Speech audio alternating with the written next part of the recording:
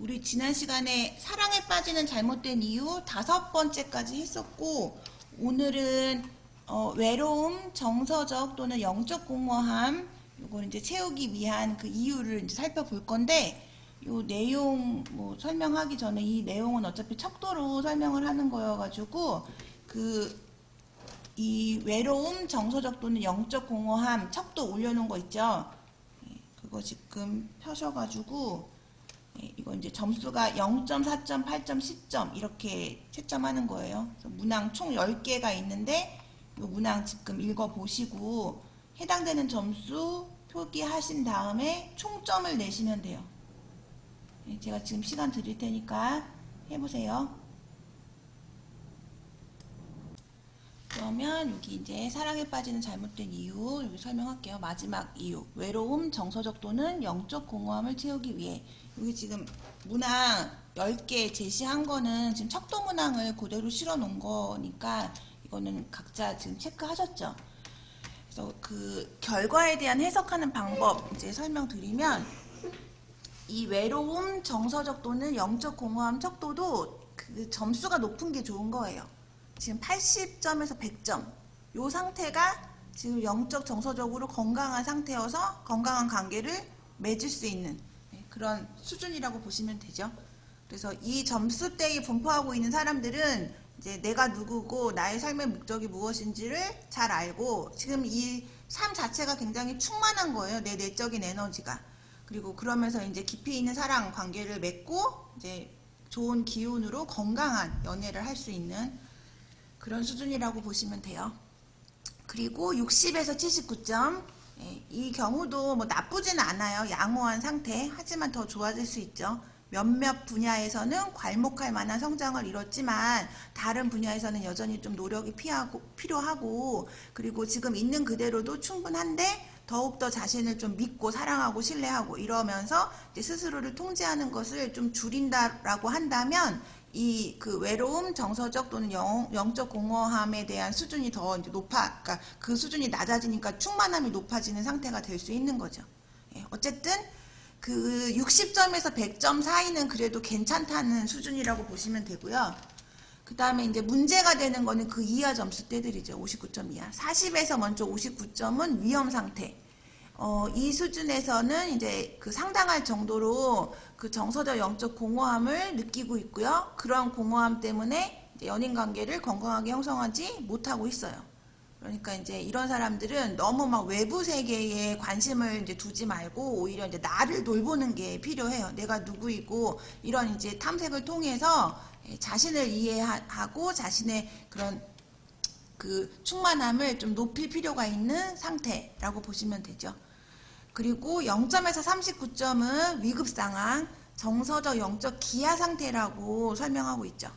그래서 지금 이제 이 상태의 사람들은 즉각적으로 내 삶을 돌봐야 돼요. 누군가가 나타나서 나를 구출해 줄 것이라는 헛된 기대 그만하고 결국 내 인생은 내가 주도해 나가는 거고, 그 외로움 쓸쓸함도 뭐 연인과 나눌 수 있는 것이 있긴 한데 내가 감내하고 내가 스스로 돌봐야 되는 그런 측면이 있다는 거예요. 그런 작업들을 먼저 해야 되는 상태라고 보시면 되죠. 지금 요것도 척도이기 때문에 이제 그 과제 작성하실 때 그 외로움, 정서적 또는 영적 공허함 척도 이렇게 제목 쓰시고 결과 몇 점 나왔는지 쓰시고 거기에 대한 이제 자기 해석 분석하시면 되죠. 지금 요 객관적으로 나와 있는 점수 기준에 대한 특성들을 참고하셔서 본인의 이제 상태를 진단하고 해석하시면 되는 거예요. 다음은 이제 올바른 이유로 사랑할 수 있는 조건에 대해서 알아볼게요. 이제 크게 두 가지로 이제 설명을 할 건데, 첫 번째는 지금 계속 강조했던 내용이에요. 나 스스로가 사랑으로 가득 차 있다라고 느끼고 그 사랑을 공유하고 싶은 그런 상태의 연애를 해야 된다는 거죠. 그래서 관계를 순조롭게 만드는 건 충만함인 거지 공허함이 아니라는 거. 그래서 그 에릭 프롬도 공서적인 합일이 사랑이 아니라 외로움을 서로 달래주고 충족시켜주긴 하지만 내가 커플이 됐다 하더라도 여전히 나는 나로 남을 수 있는 상태여야 된다고 했고, 매슬로우 같은 경우도 결핍의 동기가 아니라 성장의 동기가 작동된 존재의 사랑을 할 수 있어야 된다라고 생각했죠. 그런 내용을 설명했죠. 그게 바로 충만함이라는 거예요. 충만함으로 사랑을 해야지 공허함으로 사랑을 하게 되면 공허함은 이제 받기 위해서 주는 거고 그리고 충만함은 그냥 주는 그 자체로 행복과 기쁨을 느끼는 거잖아요. 받기 위해서 주는 건 내 기대가 무너질 수도 있고 결국 나의 내적인 공허함은 상대가 다 채워줄 수 있는 게 아니어서 내가 이미 내면에 깊은 공허감을 갖고 있는 거라면 상대가 뭐 나를 얼마나 사랑하느냐에 상관없이 채워지지 않는 거라는 거를 알아야 된다는 거예요. 그리고 두 번째는 사랑하는 사람의 거울을 들여다봄으로써 기꺼이 스스로에 대해 더 많은 것들을 배우고 싶은 그런 자세로 이제 연애를 해야 된다는 거죠. 우리 소위 연애 뭐 좋은 공부라고 얘기하는데 그냥 연애만 한다고 자동적으로 자기 성장을 할 수 있는 게 아니에요. 그 연애 관계를 통해서 내가 나도 반추해보고 상대에 대한 이성에 대한 이해도 도모하고 그러면서 이제 느끼고 반성하고 그런 작업을 통해서 내가 이제 성숙되어 갈 수 있는 거죠.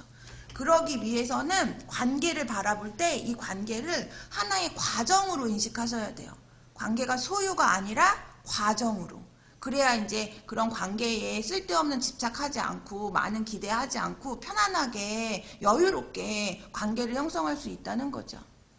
그래서 이 연인 관계가 고통의 원천이 될 수도 있고요. 내 삶에서 나를 더 일깨워주고 성장시켜줄 수 있는 위대한 교사가 될 수도 있어요. 내가 어떻게 마음을 먹느냐에 따라서. 그러니까 당연히 위대한 교사가 돼서 내가 이 과정을 통해서 정말 나를 알아가고 이성을 이해하고 이래서 성장을 하려면 이 관계를 소유가 아닌 과정으로 살펴봐야 되고 그리고 이제 이 과정을 통해서 내가 배우려는 자세로 임해야 된다는 거예요. 대만 영화 중에 그 시절 우리가 좋아했던 소녀라는 영화가 있어요. 제가 되게 좋아하고 거기 나오는 삽입곡도 엄청 좋아갖고 제가 좀 애정하는 영화 중에 하나인데 그 영화 속에 이제 어떤 대사가 나오냐면 그 주인공들이 결국에 이어지진 않았거든요. 학창 시절에 이제 그 남학생이 여학생 엄청 좋아하고 여학생도 사실은 좋아했는데 뭐 잘 안 됐어요. 둘이 연인으로 이어지진 않았어요. 사귀다가 좀 뭐 사소한 다툼으로 뭐 이렇게 헤어지게 됐는데 나중에 이제 그 시절을 회상하면서 그 여학생이 이 남학생한테 이제 그때 나를 좋아해줘서 고마웠어 이런 얘기를 해요. 근데 그때 남학생이 뭐라고 얘기했냐면 나도 널 좋아했던 그 시절에 내가 좋아 이렇게 얘기를 해요. 최소한 우리가 누구를 만나서 마음을 주고 사랑을 했다면 이런 시간이 지나도 이런 마음 상태가 될 수 있어야 되는 거죠. 괜히 막 헤어졌다고 막 계속 원망하고 미워하고 막 악한 마음 풀고 저주하고 그게 되게 못난 거잖아요. 뭐 나한테 아픔을 줬지만 그 상대는 나한테 아픔만 준 게 아니에요. 나한테 큰 교훈도 준 거거든요. 결국에 내가 그런 과정을 통해서 나랑 정말 잘 맞는 사람을 만날 수가 있게 되는 거예요. 그러니까 따지고 보면은 아픔을 준 사람이 아니라 나한테 좋은 공부를 시켜주고 나한테 도움을 준 고마운 사람으로 지각해야 된다는 거죠. 소중한 사람으로. 그렇게 되려면 이런 두 번째 관계를 소유가 아닌 과정의 자세로 바라볼 수 있어야 된다라는 거. 그리고 다음은 연인한테서 찾아야 될 6가지 특징에 대해서 알아볼게요. 첫 번째는 이제 개인적인 성장에 몰두하는 사람인지 그 여부를 판단하는 게 필요한데 여기서 이제 말하는 개인적 성장에 몰두한다라는 의미는 가능한 한 더 좋은 사람이 되기 위한 방법들을 배우는데 이제 노력하는 사람. 그리고 자신의 이제 부족한 점, 취약한 부분, 미해결된 문제점을 알고 있는 사람이에요. 우리가 문제가 있는 사람은 문제가 있는 사람이 문제가 아니라 자기 문제가 뭔지를 모르는 사람이 문제거든요. 단점이 없는 사람이 없어요. 그러니까 그런 것들에 대한 파악을 잘 하고 있는지 그게 중요하고 그런 부분들을 개선시켜 나가려고 하는지가 중요한 거겠죠. 그리고 개인적 성장을 위한 목표를 가지고 있고 시간이 지나면서 구체적이고 긍정적인 변화들을 발견할 수 있어야 된다는 거예요. 이렇게 이제 개인적인 성장에 몰두하는 사람들은 관계도 굉장히 건설적으로 긍정적으로 형성할 수가 있다는 거죠.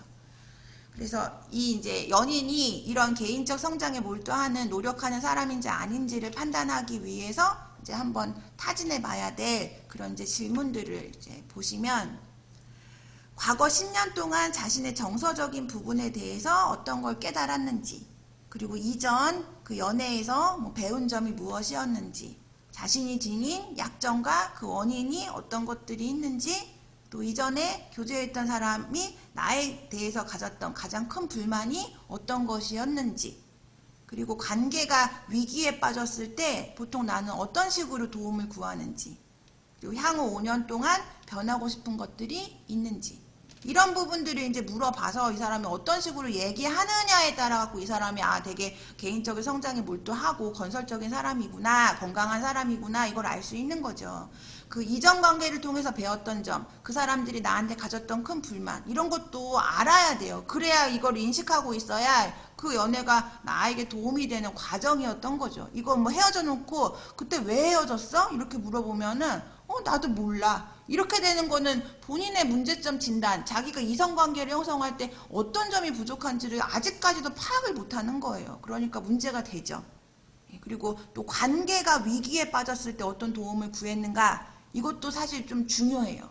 왜냐면 뭐 연애를 하면은 막 동네방네 소문내는 것도 주책인 건데, 이제 최소한 이렇게 뭔가 트러블이 발생했을 때, 문제가 발생했을 때 그냥 본인의 시각에서만 그 관계를 바라보고 본인의 판단으로 결정 딱 내리는 사람은 진짜 위험해요.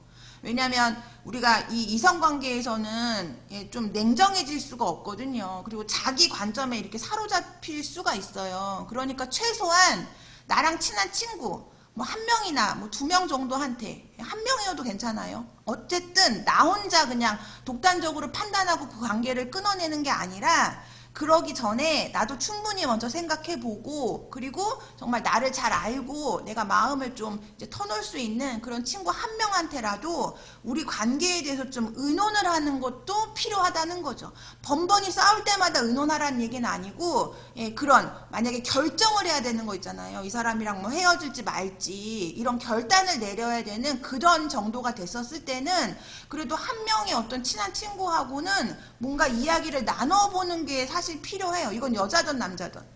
왜냐면 그래야지 내가 좀 나중에 그래도 이 관계를 내가 독단으로 결정해가지고 헤어졌을 때 내가 차마 이렇게 고려하지 못했던, 내 관점에서는 막 죽어도 생각하지 못했던 그런 측면을 그래도 조금은 볼 수가 있거든요. 친구를 통해서. 친구가 뭐 설사 나 막 망하게 하라고 조언하진 않을 거 아니에요. 그러니까 그런 식의 어떤 뭐 관계, 우리 뭐 이성 간에 싸움을 했었을 때 얘가 그냥 자기 혼자 판단대로 다 결정하고 헤어짐을 통보하는 사람인지, 아니면 그래도 되게 심사숙고해서 본인이 충분히 생각하고 그래도 좀 절친한테라도 뭐 약간 의논하면서 뭔가 대처를 하는지, 이런 부분도 이제 중요한 측면이에요. 그래서 그런 부분 이제 질문하는 게 필요하고, 그 다음에 두 번째는 이제 정서적 개방성. 이것도 굉장히 중요한 측면이죠. 정서적 개방성이라고 하는 거는 이제 감정을 많이 갖고 그걸 잘 느끼고, 또 이제 그런 감정을 나와 공유하고, 또 그런 감정을 어떻게 나한테 표현하는지 그거를 잘 알고 그렇게 할 수 있는 사람이 정서적인 개방도가 높은 사람이에요. 우리가 감정을 공유할 수 없는 사람과 이런 특별한 연인 관계를 유지한다? 이거는 진짜 일종의 자기 학대, 자기 처벌이라고 보시면 돼요. 친밀한 관계는 정말 정서적인 깊이 있는 침투를 하면서 감정적인 교류를 나눌 수 있는 사람이 친밀한 관계고 의미 있는 연인인 건데, 그냥 피상적으로 뭐 데이트만 하고 영화만 보러 다니고 맛있는 거 먹고 뭐 이제 스킨십하고 이게 다가 아니라는 거예요. 내가 느끼는 거 같이 느끼면서 배가 되고, 나의 고민 들어주고 위로해주고, 내가 뭐 때로는 의지하고 나도 때로는 그 사람을 격려해주고, 이게 특별한 거죠. 그리고 뭐 다른 사람이 나를 막 아무리 비난하고 이해 못해줘도 내가 감정을 나누는, 사랑하는 그 사람만 나를 이해해줘도 진짜 완전히 나는 행복한 거잖아요. 든든한 거고. 그러니까 그런 지지를 받을 수 있고 그런 공유를 할 수 있는 사람이어야 된다는 거예요. 근데 우리가 이제 보통 이런 정서적인 너그러움, 이 정서적인 되게 이제 풍부함, 이것도 진짜 중요한 건데, 보통 이제 따지는 게 뭐냐면 이 사람이 나한테 시간과 돈을 많이 쓰는지, 이거를 이제 또 되게 중요한 지표로 삼죠. 그래서 그게 너그러운지, 사실은 정서적인 너그러움이 더 중요한 건데, 뭐 시간을 많이 투자하고 돈을 아낌없이 쓰는지 이런 여부를 판단만 한다는 거죠. 그것도 물론 어느 정도는 중요한데 진짜 더 그거 못지않게 중요하게 따져봐야 될 게 그 상대가 갖고 있는 정서적인 너그러움이라는 거예요. 정서적으로 너그럽고 간대하다라는 거의 반대 의미는 감정적, 정서적으로 인색한 거죠. 그 인색한 사람들은 내가 사귀게 되면 내가 지쳐요. 사랑을 자꾸 구걸하게 되고 확인하게 되고 막 내가 노력을 해가지고 그 사람의 감정을 끌어내야 되고 이렇게 엄청나게 많은 이제 노력과 에너지가 필요하고 결국에는 그렇게 하다가 지친다니까요. 그러니까 감정을 공유할 수 없으면 결국 친밀한 관계를 시작할 준비가 안 되어 있다는 거고 그건 나의 어떤 문제가 아니라 그냥 그 사람의 문제인 거예요. 그 사람이 지금 친밀한 관계를 형성할 자세가 안 된 거예요. 그런 친밀한 관계를 건강하게 형성할 그런 역량이 부족하다라고 보셔야 된다는 거죠.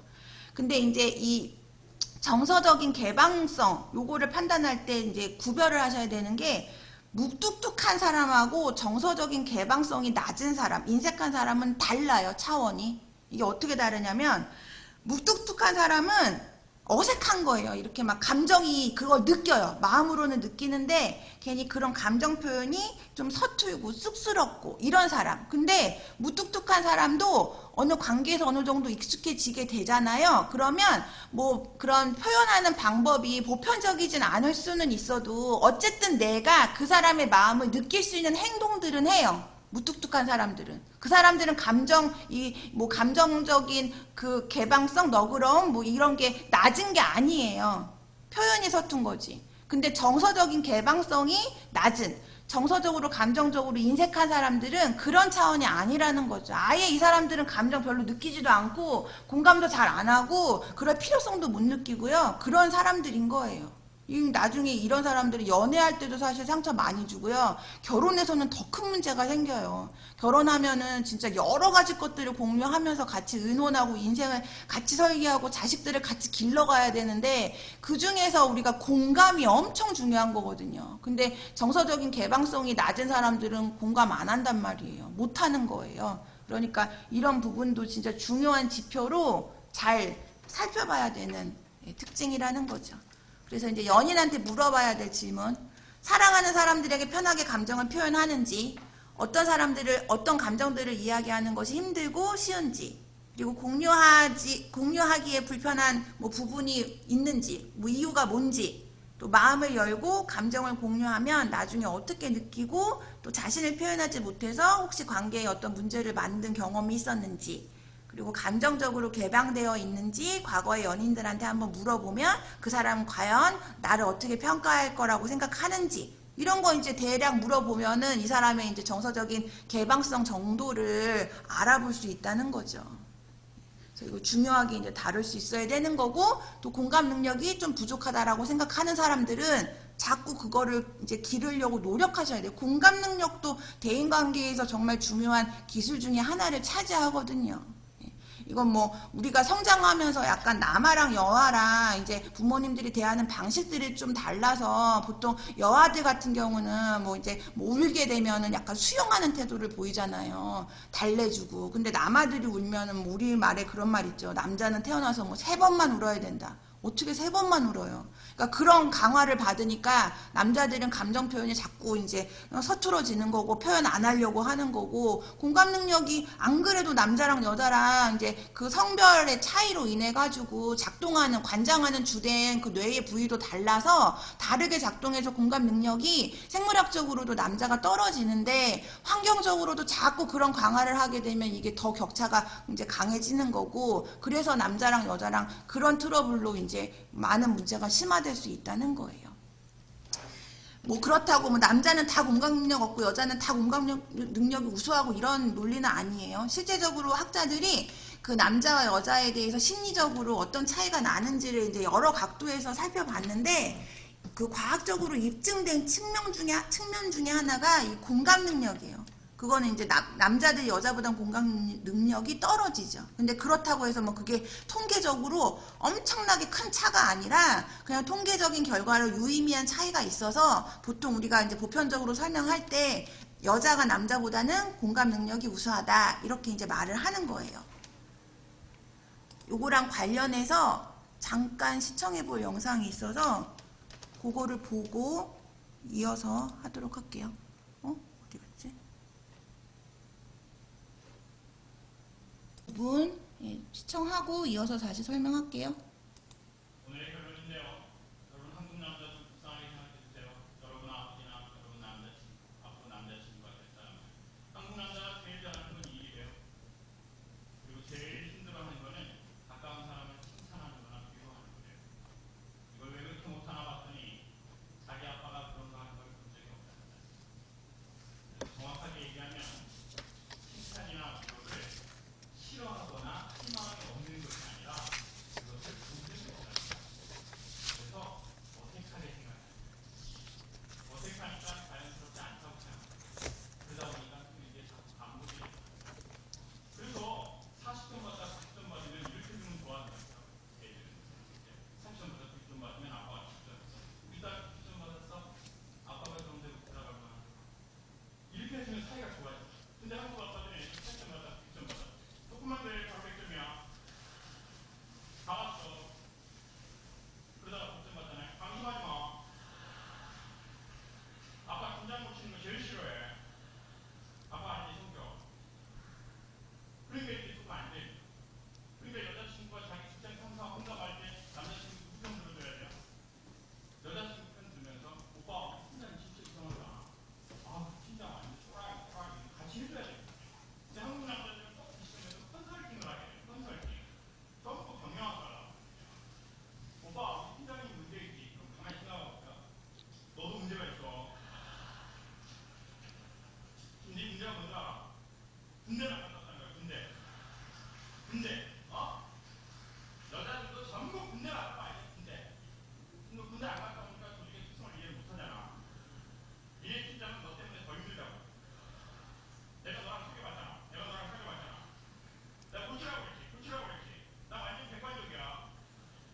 그리고 마지막 대사는 이거예요. 나니까 이런 얘기를 해준 거야.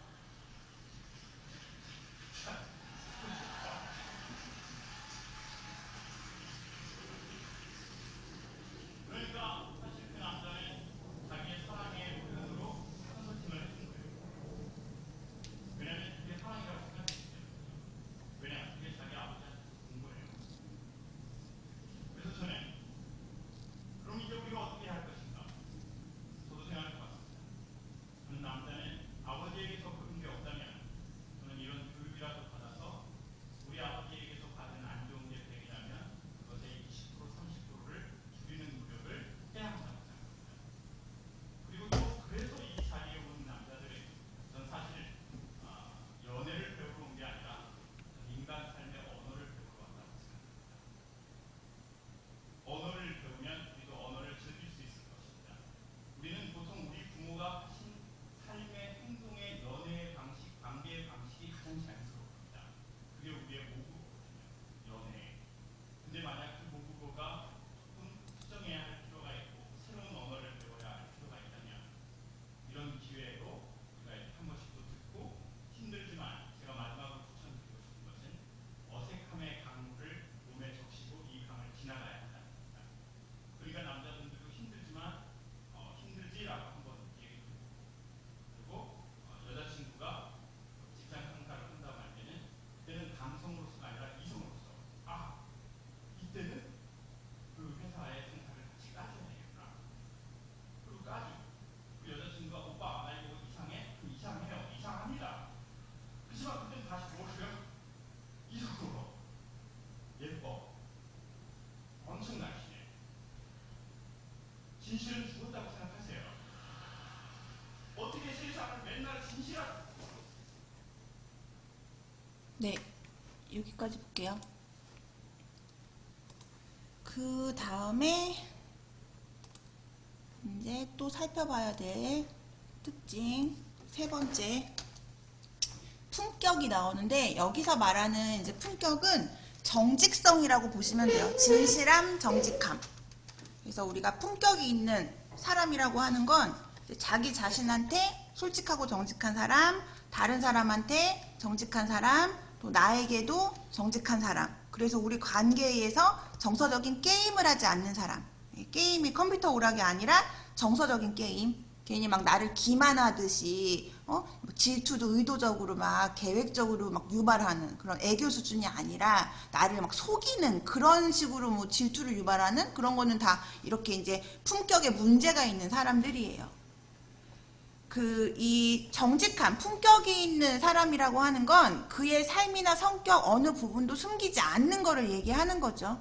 속임수를 쓰게 되면은 결국 내가 계속 의심하게 되고 꼬치꼬치 캐물어야 되고 이제 그런 어려움이 있어요. 근데 품격이 있는 사람은 그냥 나한테 믿음을 줘요. 그러니까 내가 이 관계를 생각할 때 굉장히 심리적인 안정감을 이제 갖게 되면서 안정된 관계를 형성할 수 있는 거죠.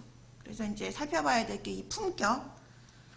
그리고 이제 성숙과 책임감인데 이제 진단하는 방법은 일단 스스로 잘 돌보는 사람인지 아닌지, 이제 기초적으로 자기 신변 처리를 스스로 하는지, 학생이면은 뭐 학업에 충실하고 계획적으로 생활하는지, 그리고 이제 금전적인 부분, 뭐 돈도 이렇게 규모 있게 사용하는지, 이런 부분이 이제 가장 기본적인 지표인 거죠. 그 다음에 이제 책임감을 그 상대가 책임감이 있고 없고를 이제 알아보려면 뭐 그 사람의 얘기를 듣고서 이 사람은 되게 책임감이 있는 남자구나 혹은 여자구나 이렇게 느끼는 게 아니라 그 사람의 행동을 보고 판단하셔야 돼요. 말은 뭐 누구든 다 할 수 있죠. 근데 그 말을 이행하는 게 결국에는 책임감인 거잖아요. 그러니까 책임감은 말이 아니라 행동으로 판단하셔야 되는 거. 그 다음에 이제 존중함이 있는지예요. 이거는 이제 여러 측면에서 나의 감정, 나의 시간, 내 소유물, 또 그 사람의 소유물, 다른 사람의 감정까지 다 소중하게 귀중하게 여기고 존중하는지, 뭐 자기 거 아니라고 뭐 함부로 대하는지, 이런 사람인지 아닌지 이제 꼭 반드시 판단해 보셔야 되는 거죠. 그리고 높은 자존감인데요. 제가 사랑의 조건에서 이제 자기와 관련된 개념이 긍정적으로 형성이 되어야 된다 이러면서 이제 자기의 자아 개념, 자존감, 자아 존중감 이렇게 세 가지 얘기했는데, 이제 결국 나를 사랑할 수 있는 사람이 타인도 사랑하는 거고, 나에 대해서 긍정적으로 생각하는 사람이 타인도 긍정적으로 생각하는 거예요. 그래서 자존감이 높은지도 살펴봐야 되는 거. 근데 우리가 보통 연인을 선택할 때 이제 또 놓치는 게 뭐냐면, 그 사람이 나를 막 얼마나 많이 사랑하는지, 나한테 얼마나 잘하는지, 이런 것들은 또 되게 중요하게 생각을 하면서 막 살펴봐요. 근데 그 사람이 정작 자기 자신을 어떻게 대하는지에 대해서는 크게 신경을 안 쓴다는 거예요. 근데 앞서도 설명드렸듯이 자기에 대한 사랑과 자신에 대한 감정이 긍정적으로 형성돼야 좋은 그런 상태에서 나하고도 건강하고 아름다운 사랑을 나눌 수가 있기 때문에 그 상대가 높은 자존감을 갖고 있는지 아닌지를 이제 잘 봐야 된다는 거죠. 자존감이 낮은 사람은요, 자기 혼자 설 수 없으니까, 자기가 지금 굉장히 불안한 상태니까 만족을 찾기 위해서 사랑을 하는 거예요. 근데 자존감이 높은 사람은 그냥 자기 자신한테 만족하기 때문에 사랑을 하는 거거든요. 그러니까 이제 내 연인의 자존감이 결국엔 더 건강하고 높을수록 나하고의 관계도 더 건강하고 견고하게 형성될 수 있으니까 이것도 중요하게 한번 살펴봐야 되는 측면이라는 거예요. 그리고 마지막은 인생에 대한 이제 긍정적인 태도를 갖고 있는지 아닌지. 우리가 막 긍정의 힘이라는 얘기 하잖아요. 사랑도 이 긍정의 힘에 의해서 더 번성할 수 있어요. 그러니까 이제 기본적으로 인생을 좀 좋게 긍정적인 시각에서 바라고 인생에 임하는 사람이 좋겠죠. 부정적인 사람들은 불평불만이 많아요. 늘 걱정도 많고 두려워하고 미래에 대해서도 굉장히 비관적으로 생각하고 뭐 쉽게 믿지도 않고. 하지만 긍정적인 사람들은 항상 해결책을 찾고 뭐 어려움이 닥친다 하더라도 그거를 좋은 기회이자 발전의 어떤 이제 경험으로 생각하고요. 변화를 도모할 수 있는 자신의 능력을 믿죠. 그리고 항상 좋게 이 상황이 더 지금보다는 더 나아질 거다 이런 믿음이 있고요. 자신의 비전을 사용해서 현실을 변화시킬 그런 힘도 있어요. 그러니까 이제 뭐 설사 뭐 좋았다가 관계가 뭐 악화된다 하더라도 인생을 긍정적으로 바라보는 사람은 그 갈등도 그냥 의연히 받아들이겠죠. 충분히 제기될 수 있는 문제다 이러면서 우리가 어떤 노력을 해야 될까 이렇게 건설적으로 생각하는데, 부정적인 사람은 매사가 다 그렇게 약간 삐뚤어지게 볼 거 아니에요. 그러니까 뭐 뭔가 트러블이 발생되면은 뭐 약간 그거를 좋게 받아들이고 극복하려고 하기보다는 아 얘랑은 안 되겠다 뭐 이런 식으로 그냥 금방 내치거나 포기하거나 더 나쁘게 생각을 할 수 있다는 거예요. 그리고 지금 이 6가지는 여러분들 입장에서 내가 만날 연인한테 찾아봐야 될, 탐색해야 될 6가지 특징으로 설명했지만 사실 이 6가지는 또 그 상대가 나를 그렇게 판단할 수 있는 지표가 될 수 있기 때문에 나도 이제 이 6가지의 특성을 잘 갖춘 사람이 되려고 노력을 하는 게 필요하겠죠.